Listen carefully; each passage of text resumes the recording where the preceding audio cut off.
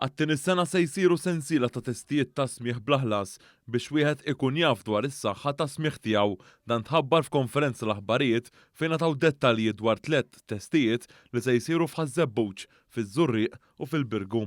Il-President tal-Assoċjazzjoni tal-Awdjoloġisti Maltin, Dr. Andrew Xiberras, sostna li mill-ewwel faż ta' dan il-proġett inġabret informazzjoni importanti dwar is-smigħ.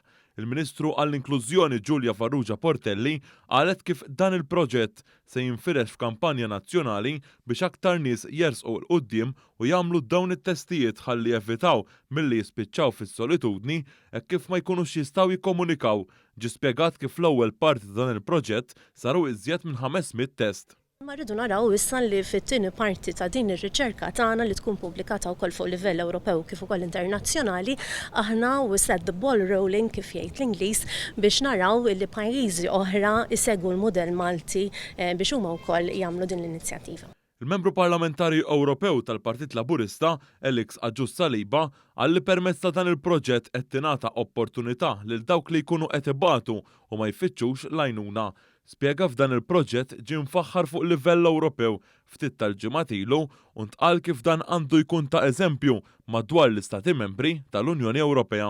Qal li l-proġett li qegħdin immexxu l-qudiem f'Malta huwa proġett uniku li fl-aħħar mill-aħħar għandu jiġi rreplikat ukoll u għandu jsir ukoll fuq bażi Ewropea ġifieri fis-27 stat membru kollha kemm huma. U allura dan jimlina f'sodisfazzjon sabiex inkomplu għaddejjem dan il-proġett u Malta tibqa' tintuża bħala mudell ukoll fejn jidħol is-saħħa ta' smigħ. Il-President tal-Assoċjazzjoni Dr. Andrew Xiberras għamel dan l-appell lill-pubbliku.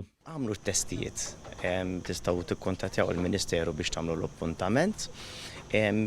Anke jekk ma jkollhomx ċans daw il-ġranet, testijiet jistgħu jsiru anke jekk ikollhom riferin mit-tabib tagħhom għall-isptar, it-testijiet isiru wkoll b'xejn hemmhekk. Dawn it-testijiet se jsiru fl-24 ta' Settembru fiż-Żurrieq, fl-1 ta' Ottubru f'Ħażebbuġ u fit-22 ta' Ottubru fil-Birgu.